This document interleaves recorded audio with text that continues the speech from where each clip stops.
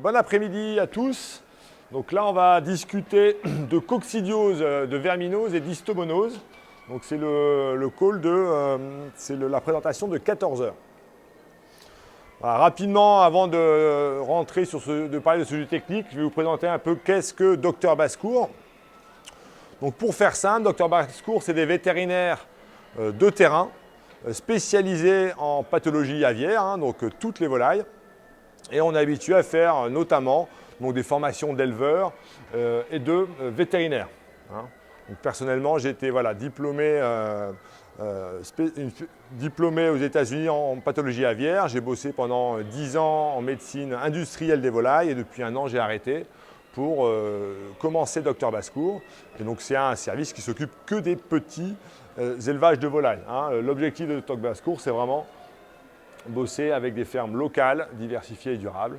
Alors que ce soit pour faire de l'élevage amateur ou peut-être de la production d'œufs. Il y a de plus en plus de petits élevages en France, ça revient à la mode. Alors, deux missions. La première, améliorer la zootechnie des élevages, en parlant d'alimentation, d'hygiène, de bien-être des animaux, des éleveurs, peut-être une intégration économique. Et aussi parce que, Dr Basse-Cour, moi je suis basé dans le Nord, dans les Flandres, et donc je ne vais pas pouvoir évidemment travailler avec tous les éleveurs amateurs de France, pas possible, donc il va falloir passer par les vétos locaux si on veut pouvoir prescrire des médicaments, prescrire des vaccins, des choses comme ça.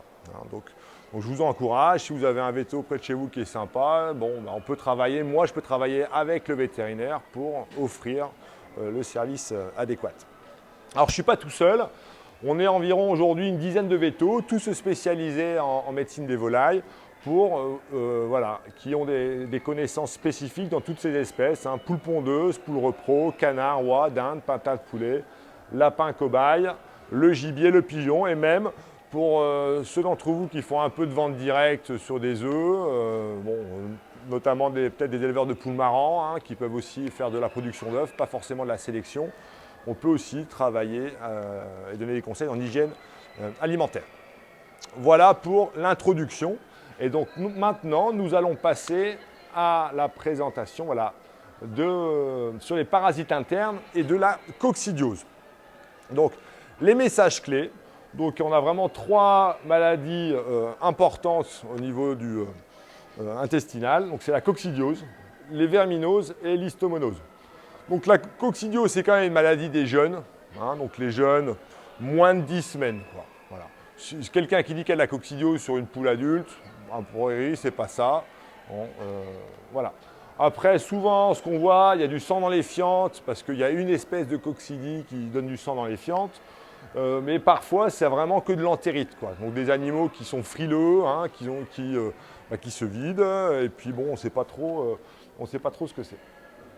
Deuxième, c'est les verminoses. Alors pour les vers, il y en a beaucoup de sortes de vers. Après, il n'y en a pas beaucoup qui sont vraiment méchants, vraiment pathogéniques.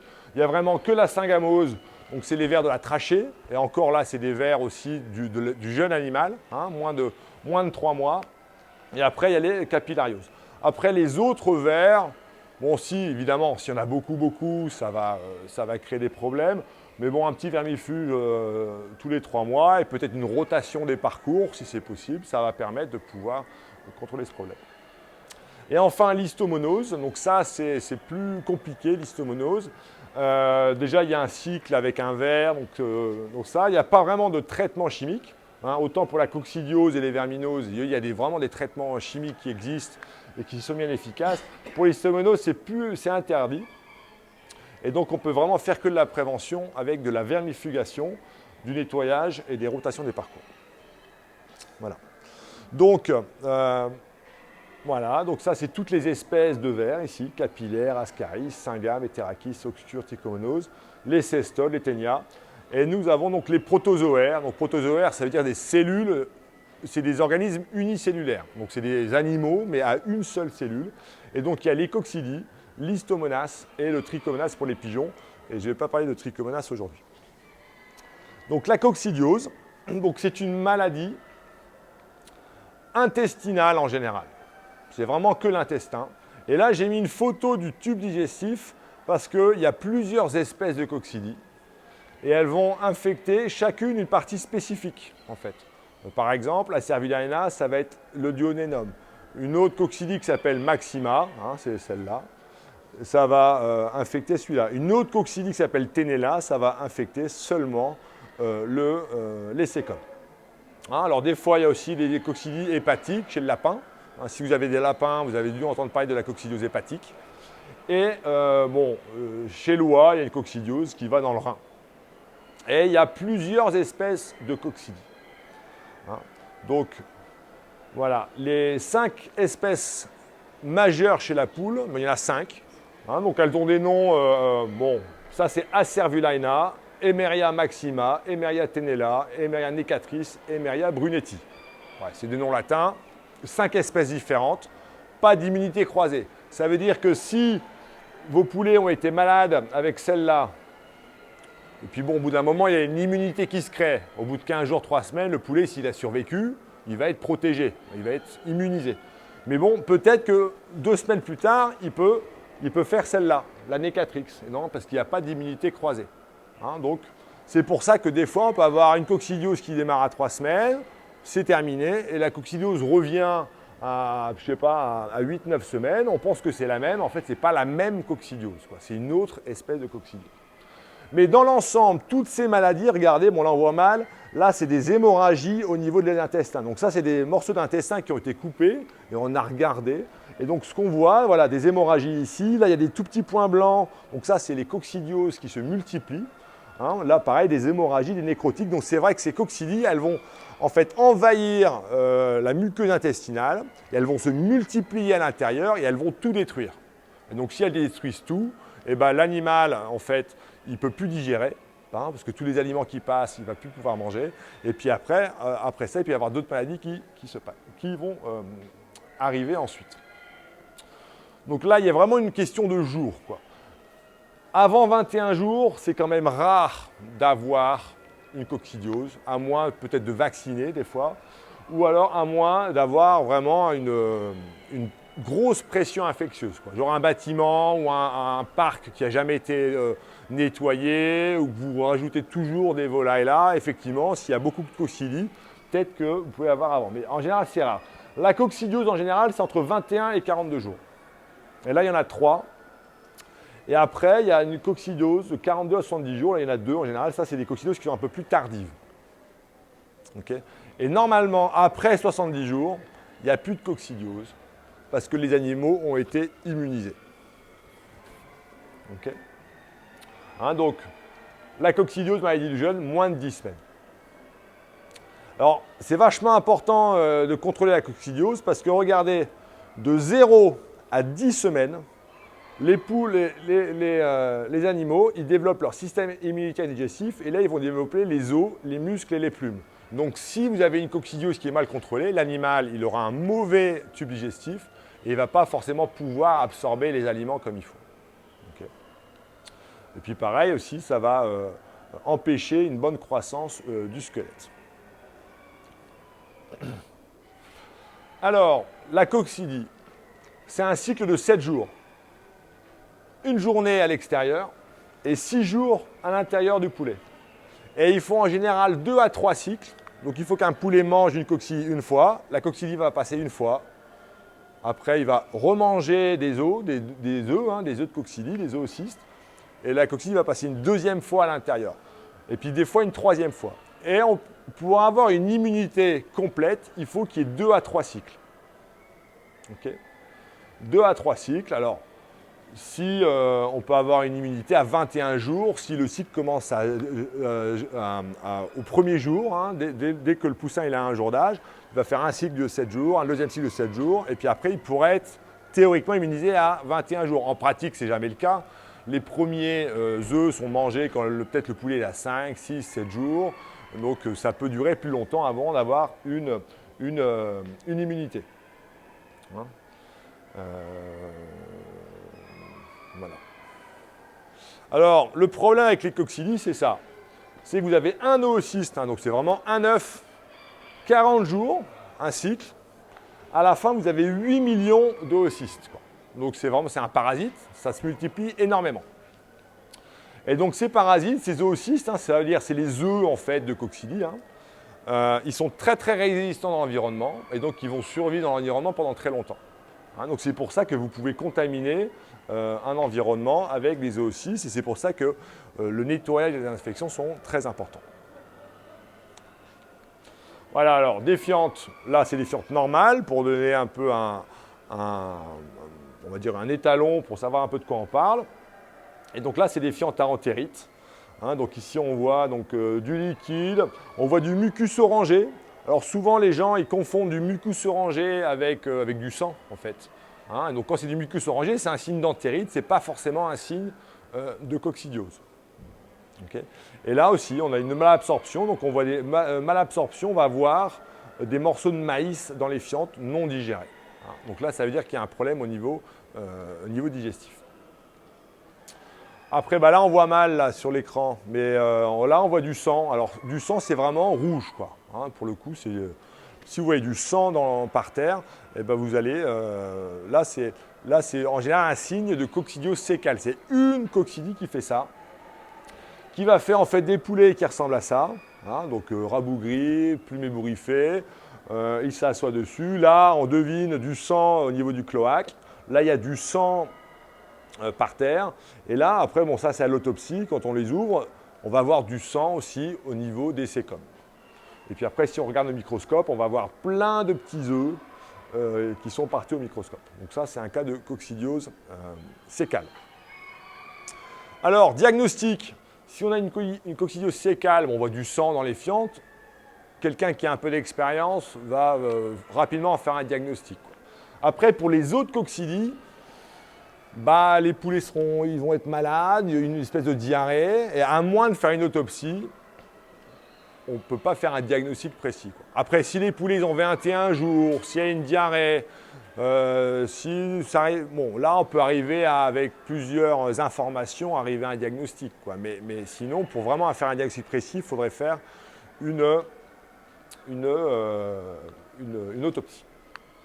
Hein. Et puis même aussi, des fois, il faut voir beaucoup d'oocystes pour conclure à une maladie coccidienne. Des fois, on envoie des prélèvements au labo.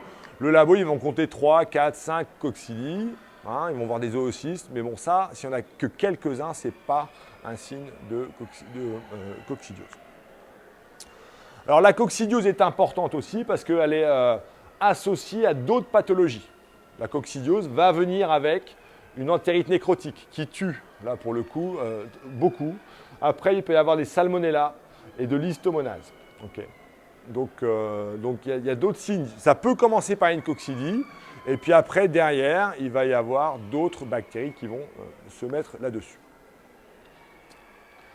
Voilà. Alors, coccidiose des volailles et des lapins, l'âge d'apparition. Donc, les poules et les dindes, c'est de 20 à 40 jours en général. Pintade, peu de coccidiose. Lapin, c'est plus tardif, 45-55 jours. Les perdrix, ça va entre 3 et 10 semaines. Les faisans, 3 et 8 semaines. Donc, ce qu'il faut faire vraiment, c'est traitement préventif. Alors, soit on peut arriver à trouver un aliment qui a un coccidiostatique, hein, donc c'est des aliments qui s'appellent Verstel, voilà. Bon, on peut utiliser ça. Et si on n'utilise pas ça, ce qu'il faut, c'est avant le début des symptômes, il faut commencer un traitement préventif.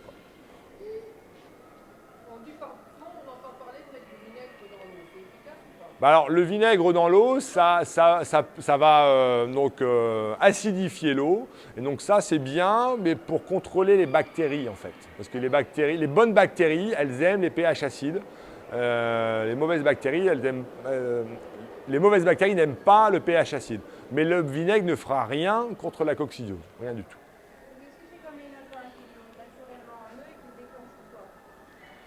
Alors oui, ça dépend. Alors déjà, toutes les poules ont de la coccidiose. Toutes les poules, parce que je montrais tout à l'heure, voilà, un coccide, il y en a 8 millions, et puis donc là, il y en a partout, ça c'est sûr. Après, pour qu'une poule soit malade de coccidiose, il faut qu'il y en ait beaucoup qui détruisent l'intestin. Et donc ça dépend de quoi? Ça dépend de combien il y a de coccidie au sol. Alors en général, je vous avais montré, il y a 3 cycles avant d'être immunité. Le premier cycle, ça ne va pas détruire beaucoup l'intestin. Mais par contre, après, ça va multiplier le nombre de coccidies. Donc le deuxième cycle, on va avoir un gros pic de destruction de l'intestin. Donc ça dépend de la qualité de la litière. Si c'est trop humide, par exemple, les coccinilles vont se multiplier très vite. Il y aura une maturation très rapide dans la litière. Et donc là, oui, effectivement, on peut, dans ces cas-là, favoriser l'apparition de la coccidiose. Donc c'est lié à la qualité de la litière, si elle est trop humide, à la concentration des animaux. Après, peut-être le lot d'avant, si ça n'a pas été bien nettoyé par terre, mais il y a déjà des coccinilles qui restent. Donc ça dépend de plein de choses, quoi. Donc voilà. Donc les volailles en général, si vous avez une historique de coccidiose qui apparaît en général toujours au même âge, il faut 2-3 jours avant commencer à traiter. Alors, il y a des traitements, des médicaments qui fonctionnent bien, on les connaît tous, Amprolium, Sulfa ou Toltrazuril, le Becox. Pardon ? Le méthoxyl, c'est du sulfamide, voilà. Ouais. Ça marche aussi. Après, il y a des produits à base de plantes. Bon, après, ça dépend. Les plantes, c'est moins contrôlé. Donc, il y en a qui marchent, d'autres qui ne marchent pas. Il faut trouver ceux qui marchent.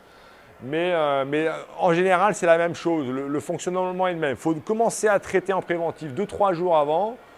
On traite une fois, on attend une semaine et on retraite. Parce qu'à cause du cycle de la coccinille qui est de 7 jours, donc il faut traiter pendant 5 jours, arrêter, retraiter pendant 5 jours. Et là, ça permet de, en fait, vous n'allez pas éliminer la coccinille, mais vous allez permettre à l'animal de ne pas être malade, quoi. Et donc, une fois qu'il n'est pas malade, qu'il a survécu, il va être immunisé.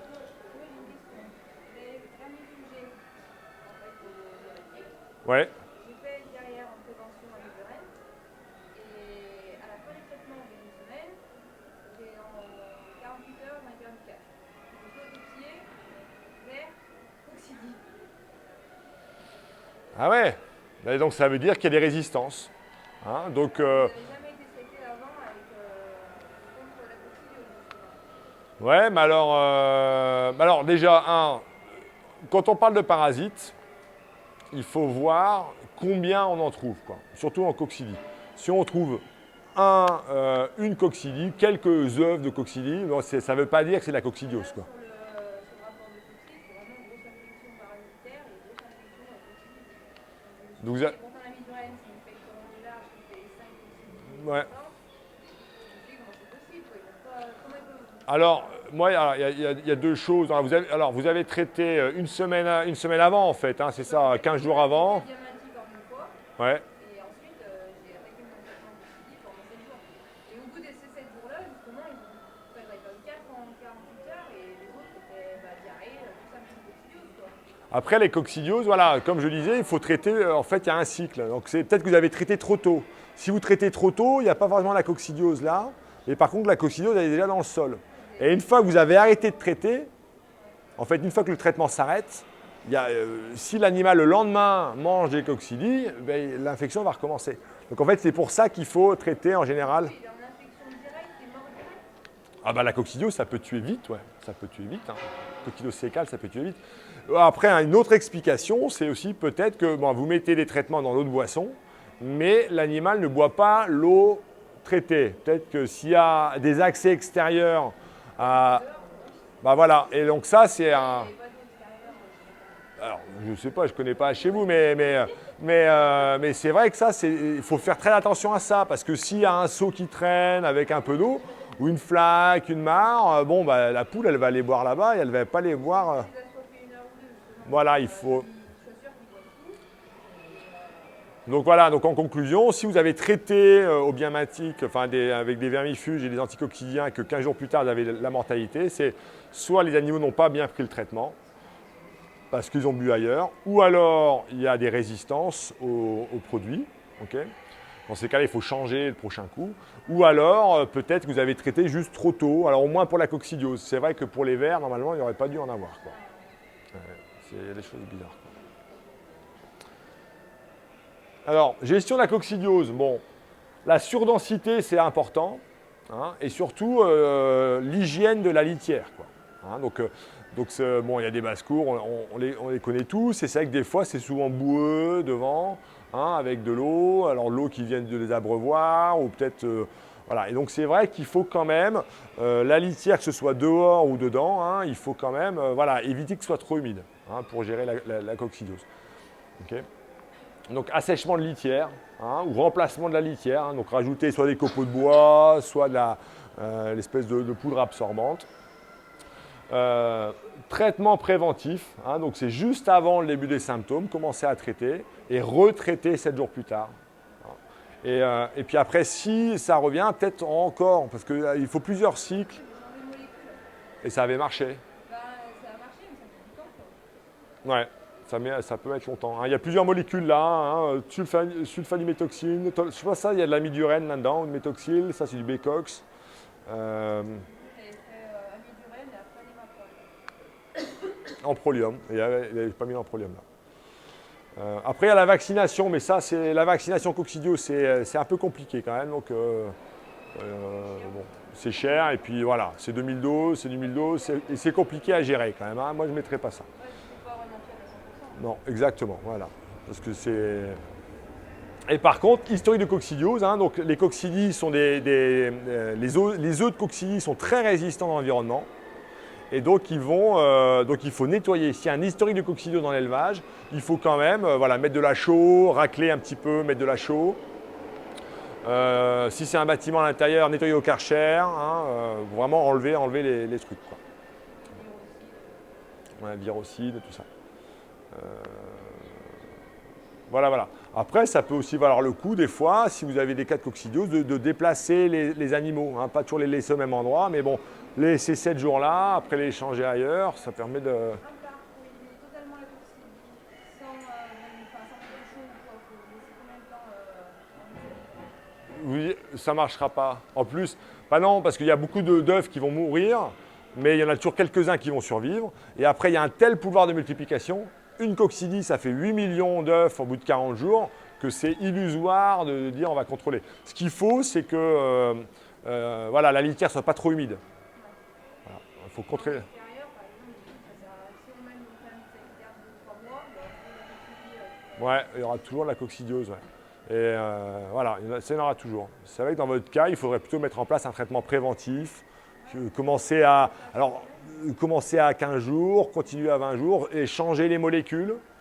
Hein, pas toujours utiliser la même, un cycle, une molécule, un cycle, une autre truc. Contrôler la tienne. Mais là, il y en a 3 différentes, puis après peut-être des produits à base de plantes, voire aussi assèchement, tout ça. Donc là, on va passer sur les vers. Hein, donc les vers, il y a tout ça. Hein, il y a des vers ronds, des vers plats, des vers sécaux, des cingames. Bon, l'avantage des vers, c'est qu'en gros, les mêmes traitements peuvent soigner contre tous ces vers-là. Donc, il y a les vers intestinaux, donc il y a les thérakis. Hein, donc ça, on voit les petits sigui ici. Donc ça, c'est les vers qui sont dans le sécum. Et là, c'est les ascaris. Donc ça, c'est des vers assez ronds.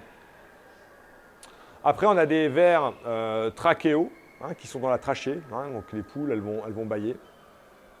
Donc là, on a les cestodes. Hein, bon, c'est toujours un peu blanc quand même.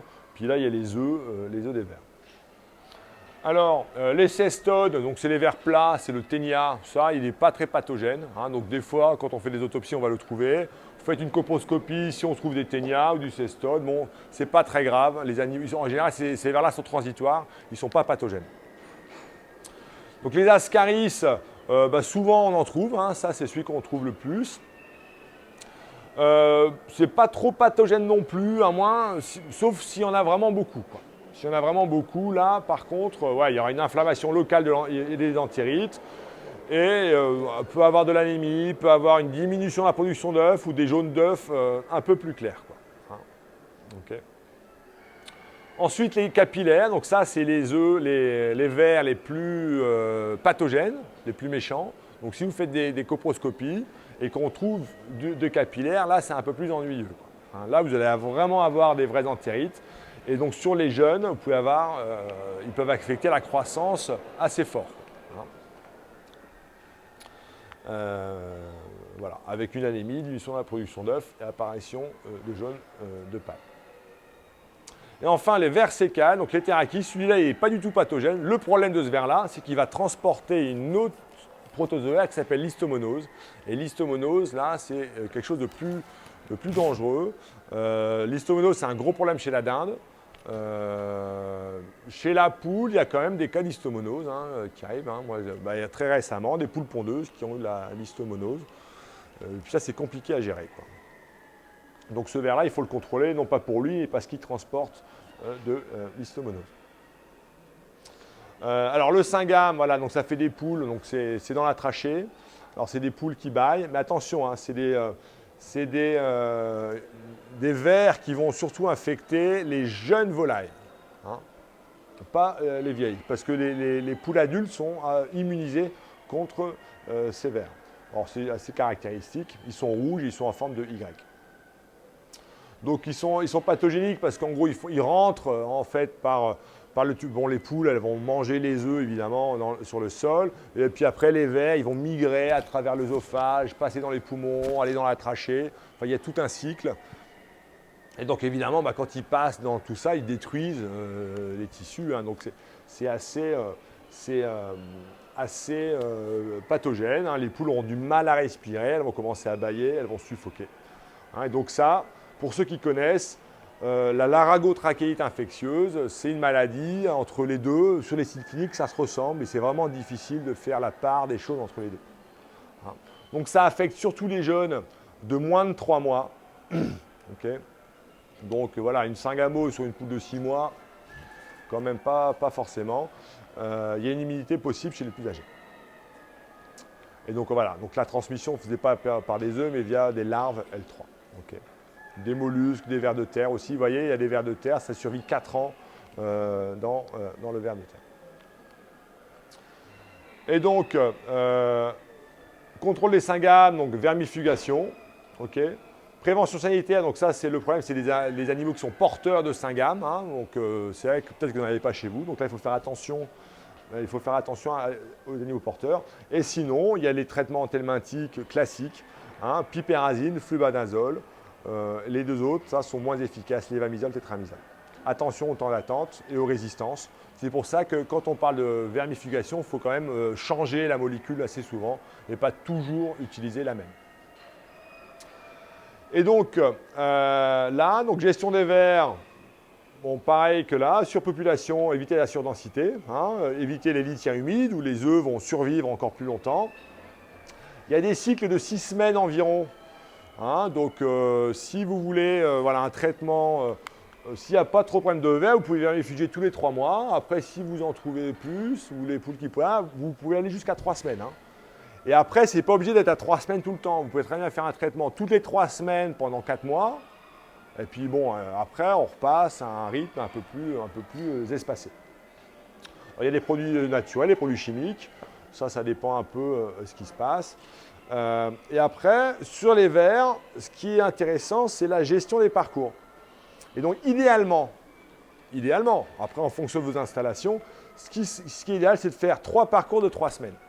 C'est que les poules, elles sortent du poulailler, elles vont là pendant 3 semaines. Au bout de 3 semaines, on met un Au bout de 3 semaines, on met un filet, elles vont là et on retourne comme ça toutes les 3 semaines. Et en faisant ça, on va casser le cycle du parasite.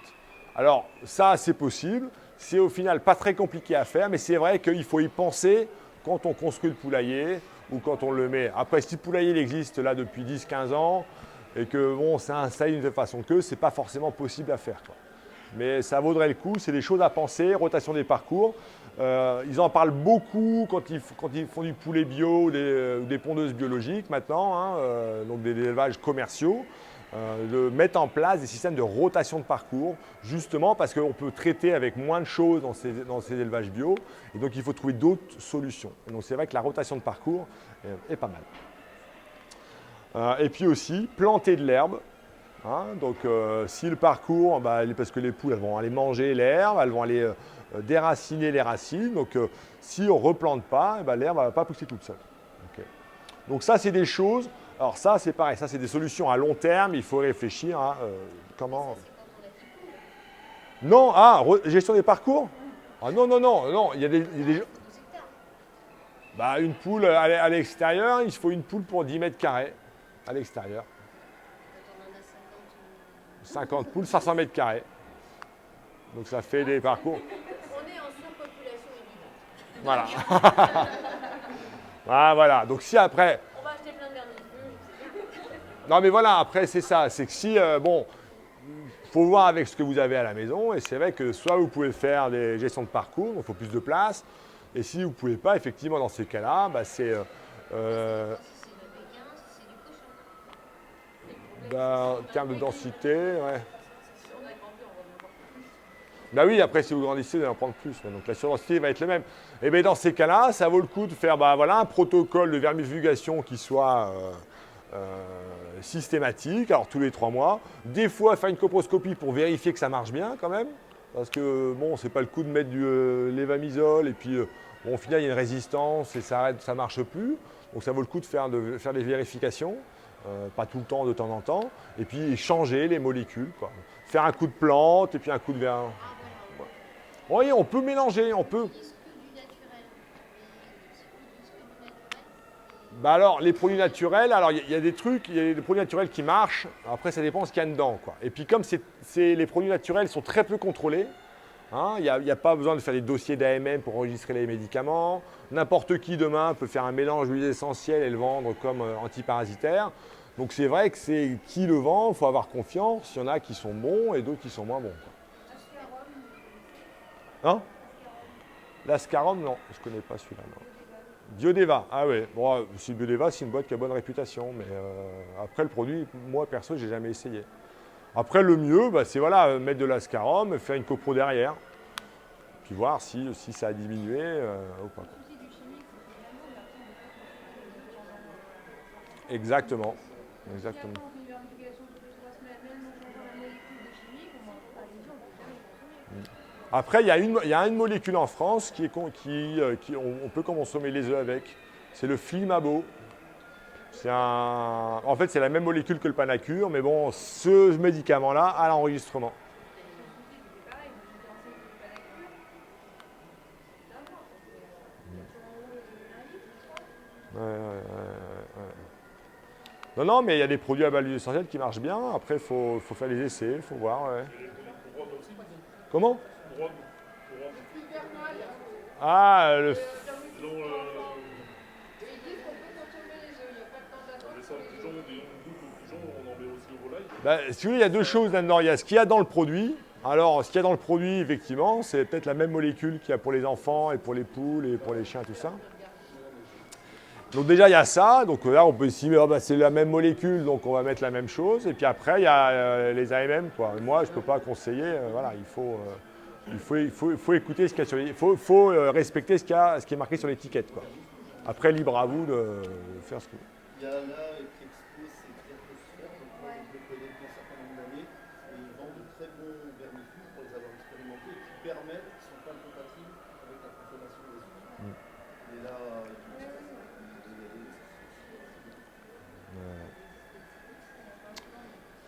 Donc la suite, l'histomonose. Alors je ne sais pas si vous en avez eu de l'histomonose, si c'est un truc bon. Chez les dindes, ouais, les dindes c'est un gros problème. Et donc ça fait des fientes jaune moutarde comme ça, avec des petits morceaux de fibrine dedans, donc mousseux quoi. Donc c'est jaune, mousseux. Ça va être toujours au moment que le rouge pousse. Ouais. C'est souvent la coque là, disons. Exactement. Et donc quand on fait une autopsie, on trouve voilà, des sécomes qui sont énormes, qui sont rouges, pleins de sang, pleins de fibrine. C'est assez caractéristique. Voilà, histomonose, maïs sévère chez la dinde et le paon, bon, ça dépend des espèces, quoi. La poule, ça dépend de la pression d'infection. Il y a ça dépend aussi de la contamination des vers. Voilà, donc c'est pour ça. Et ça se prévient comment? Bah, s'il y a de l'histomonose, il faut, en fait, comme on ne peut plus traiter vraiment directement, il n'y a plus de produits qui sont enregistrés en France pour les volailles, et donc il faut contrôler le ver, des vermifugations régulières, contrôler la coccidiose, parce qu'il y a des co-infections entre la coccidiose et ça, et aussi gestion du parcours, 3 fois 3 semaines, si c'est possible. Évidemment. Voilà, et puis recommandation de l'histomonose. Voilà, et puis surtout après on peut traiter. Hein, donc il y a des produits qui marchent bien pour traiter dehors. Hein, donc mais par contre c'est des produits qui sont dangereux. Donc c'est soude caustique ou c'est de la chaux vive. Hein, c'est des produits qui brûlent. Hein, donc mettre des gants, des trucs, il faut faire attention. Hein. La soude caustique ça va brûler. C'est des brûlures chimiques. Ça c'est de la brûlure thermique. À manipuler avec précaution. Voilà, donc revenir sur les messages clés à la fin. Donc la coccidiose, maladie fréquente et du jeûne. Souvent on va trouver du sang dans les fientes, mais pas que. Hein. Il y a une coccidie qui met du sang dans les fientes. Les autres coccidies, ça va juste être une entérite. Et les animaux qui vont être... Alors le sang dans les fientes, ouais, il y a une... ouais. Et par rapport, j'ai une autre question par rapport à la coccidiose. Est-ce qu'effectivement, les périodes climatiques, dans la Somme, dans le Nord, on a eu un printemps hyper humide cette année, mais juin, ça a été épouvantable. Est-ce que Ça joue. ça Ça joue parce qu'en fait, voilà, il y a un cycle de 7 jours pour la coccidiose, donc c'est 6 jours à l'intérieur et normalement c'est une journée à l'extérieur. Mais l'œuf de coccidie, quand il sort du cul de la poule, il n'est pas mature. Donc si une poule elle le mange tout de suite, il ne va rien se passer parce qu'il n'est pas fini en fait l'œuf. Il faut qu'il mature. Et donc la maturation se passe dans le sol et ça dépend de la température, ça dépend de l'humidité. Donc c'est vrai que s'il fait humide, il va maturer plus rapidement. Et donc dans ces cas-là, où il y a plus d'œufs qui vont maturer en même temps, donc la poule elle va se recontaminer en mangeant beaucoup, quoi. Au lieu d'en manger quelques-uns parce que le temps est sec, ben, si le temps est humide, il y a beaucoup d'œufs qui vont maturer, maturation en même temps, donc elles vont en manger beaucoup. Donc oui, pour répondre simplement à votre question, oui, quand il fait humide, il y aura plus de coccidiose. La coccidie, les vers et l'histomonose. Bon, c'est tout. Merci beaucoup.